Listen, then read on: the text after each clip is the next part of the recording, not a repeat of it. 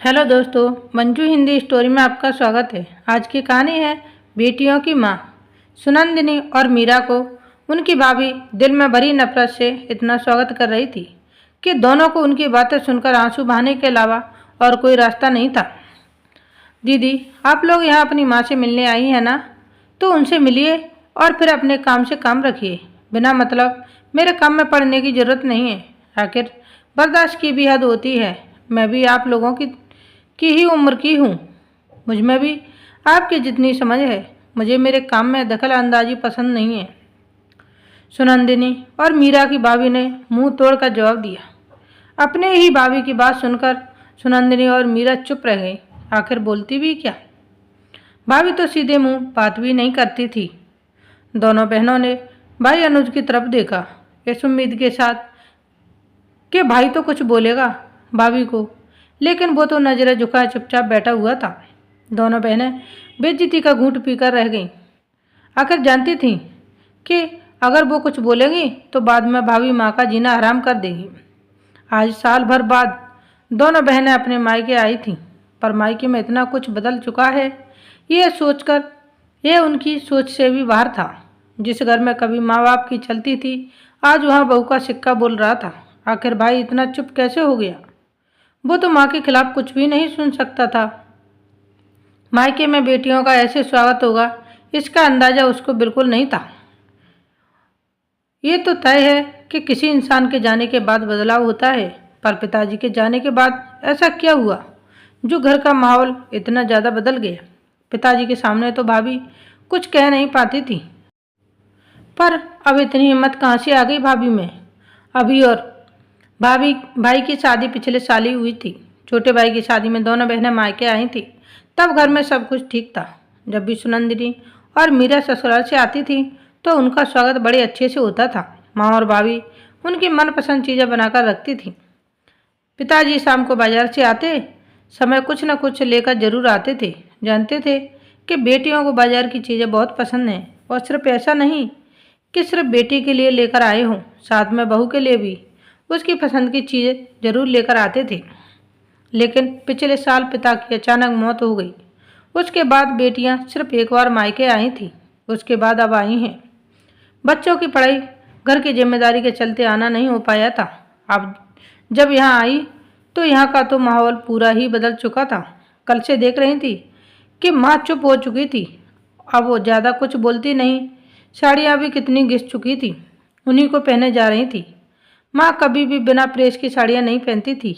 उनकी साड़ियाँ इतनी घिसी हुई भी कभी नहीं होती थी, पर आज उन्हें इस तरह की साड़ी में देखकर बेटियों को बहुत दुख हुआ। सुनंदिनी और मीरा से रहा नहीं गया तो जबरदस्ती माँ के लिए साड़ी निकालने के लिए उनका बक्सा खोला तो दंग रह गईं। जो बक्सा साड़ियों से भरा होता था, वह उस बक्से में बस कुछ घिसी पिटी साड़ियाँ रखी हुई थी। यह देखकर सुनंदिनी ने माँ से पूछ ही लिया, माँ, आपकी सारी साड़ियाँ कहाँ गईं? नए कपड़े क्यों नहीं पहनती आप? बेटा, तेरे पिताजी के जाने के बाद मन नहीं करता। वो साड़ियाँ मैं पहनती नहीं, इसलिए मैंने वो सारी साड़ियाँ लेन देन में निकाल दी थी। पर उसमें तो कई सारी पहनी हुई साड़ियाँ थीं। हाँ, मैंने फिर भी निकाल कर दे दी। उसके आगे दोनों बेटियाँ कुछ कह नहीं पाईं। जैसे तैसे शाम हुई, सबको खाना दिया गया, लेकिन माँ सबके साथ नहीं बैठी, बल्कि कमरे में अकेले खाना खा रही थी। मीरा से रहा नहीं गया, कमरे में गई और माँ की थाली में सुबह का बचा हुआ खाना देखकर वो हैरान रह गई। आज तो भाभी ने गोभी की सब्जी बनाई है, फिर माँ को सुबह का बचा हो खाना क्यों? उसने माँ से पूछा। माँ, आप सुबह का खाना क्यों खा रही हो? गोभी क्यों नहीं लिया? आपको तो बहुत पसंद था ना? बेटी, आजकल ये सब खाने का मेरा मन नहीं करता। सादा खाना खाने से सादे विचार आते रहते हैं। पर अब तो ये बातें मीरा को बर्दाश्त नहीं हुई। जाकर सुनंदिनी ने सब कुछ बता दिया। दीदी, माँ को खाना तक नहीं मिलता यहाँ ठीक से, जो माँ हमें बताना नहीं चाह रही थी। पर घर का माहौल जिस तरह से बदला था, उसके बारे में कभी सोचा ही नहीं था। लेकिन ये बातें दोनों बहनों को जल्द ही समझ में आ गई। जब रात को भाभी अपने मायके बात कर रही थी और वो बातें सुनंदरी और मीरा ने सुन ली। अरे क्या बताऊँ मम्मी, जब से ये नन्हे घर आई हुई हैं दिमाग खराब है। ये लोग जल्दी जाएं तो सुकून से रहूं। आज अपनी माँ से पूछ रही थी, सुबह का खाना क्यों खा रही हो? अरे मैं दूंगी तो लेगी ना। अरे अब कौन इतनी महंगा में बुढ़िया का बोझ उठाए? नए पकवान में अपने बच्चों को खिलाऊं या इस बुढ़िया को? सुनकर सुनंदनी मीरा का दिमाग घूम गया। मतलब पिताजी के जाते ही माँ बोझ हो गई। जरूर साड़ियों के लिए भाभी ने कुछ न कुछ सुनाया होगा, तभी नई साड़ियाँ नहीं खरीदती हैं।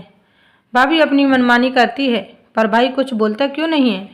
ये दोनों बेटियों ने आज माँ से बात भी की थी। माँ, आप कुछ बोलती क्यों नहीं हो? दादी भी तो विधवा थी, तुम्हारे साथ रहती थी, लेकिन आपने तो कभी उनके साथ ऐसा नहीं किया। अगर कोई कहता तो आप उससे लड़ जाती, पर आज आपको क्या हो गया? उल्टा आप गलत को बर्दाश्त कर रही हो। सब कुछ आपका है और यह घर भी। बेटा, रहना तो मुझे अपने बेटे बहू के साथ ही है ना। अब बेवजह की झगड़ा मोल लूँगी तो लोग मुझे छोड़कर चले जाएंगे, फिर भला मैं अकेली कैसे रहूँगी? माँ रोने लगी। पर माँ, भाभी इतनी मनमानी कर रही है, भाई चुपचाप क्यों सह रहा है? भाई उनको जवाब क्यों नहीं देता है?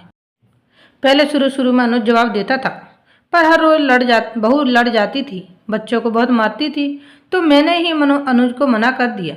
कम से कम अनुज तो सुकून से रहेगा। मेरी तो उम्र कट गई, बाकी के बचे हुए दिन जैसे तैसे निकल जाएंगे। 1 मिनट माँ, आपकी उम्र अभी सिर्फ 50 साल ही है। कम से कम स्वाभिमान के साथ तो जियो। आप कब तक ये बर्दाश्त करोगी?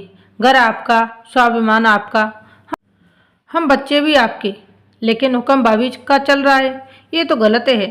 तू छोड़े ये सब बातें, सो जा, रात हो गई। कहकर माँ ने बात पलट दी और दूसरी तरफ मुंह करके सो गई। लेकिन दूसरे दिन सुबह नाश्ते के लिए भाभी ने बाजार से छोला चावल मंगा लिया। अपने बच्चों को खाने को दिया, खुद खा लिया। मीरा ने बोला, भाभी भूख लगी है, कुछ खाना बना लूं? हाथ पटकते हुए चिल्लाई, इतना पैसा नहीं है मेरे पास, सबको 4 दिन तक खिलाते रहूं। दीदी, आप लोगों को आना है इस घर में तो शांतिपूर्वक आइए, बेवजह मेरे खर्च ना बढ़ाया करिए। 1 दिन तक तो मैं रख पाऊंगी, इससे ज़्यादा नहीं। आपकी माँ का बोझ उठा रही हूँ, यही कम है क्या? अगर आपको ज़्यादा माँ की चिंता है अपनी माँ को खिलाने पिलाने ओढ़ाने पहनाने का, तो अपने साथ ही ले जाइए, पर मुझे माफ़ करिए। ऐसा ही करना है तो इस घर में आने की ज़रूरत नहीं है, और ना ही मुझे सिखाने की ज़रूरत है कि मुझको कैसे रहना है। भाभी की बात सुनकर दोनों नंदों को गुस्सा आ गया। ठीक है भाभी, हम रहे हैं पापा के साथ साथ, इस घर के लोगों का स्वाभिमान भी खत्म हो चुका है। मुझे नहीं पता था कि पापा के जाने के बाद हमारा मायका भी खत्म हो गया। सुनंदिनी, मीरा कहाँ जा रही हो? अचानक से अनुज की माँ बोल पड़ी। ये सुनकर अनुज की पत्नी बोली, जाती हैं तो जाने दीजिए, मायके आकर कोई ऐसा नहीं करती हैं ये दोनों, और आपको इसे रोकने की कोई ज़रूरत नहीं है। आप भी जाइए, इनके साथ जाना है तो। चुप कर बहू, बहुत ज़्यादा बोल रही हो।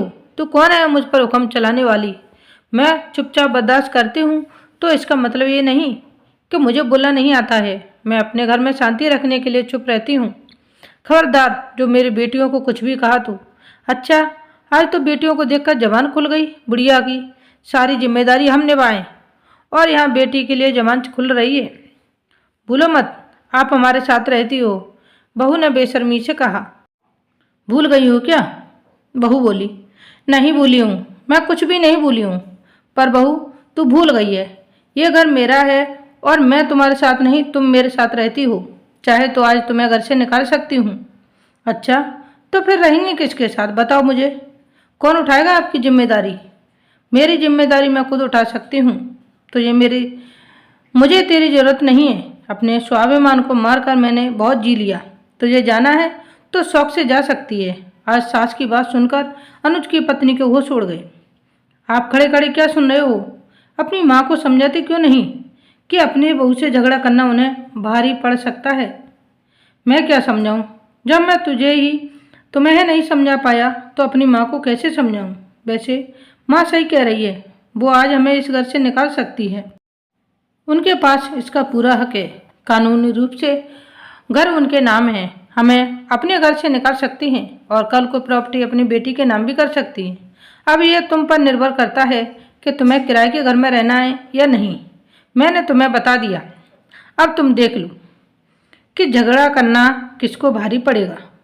कहते हुए अनुज ने भी हाथ खड़े कर दिए। इसके आगे बहू कुछ नहीं कह पाई और सभी से माफ़ी मांगने लगी, क्योंकि यहाँ से जाने के बाद किराए के घर पर वो रहना नहीं चाहती थी। आज की कहानी यही समाप्त होती है। मिलते हैं नई स्टोरी वीडियो के साथ। Thanks for watching. Please like share and subscribe. धन्यवाद दोस्तों। Bye bye.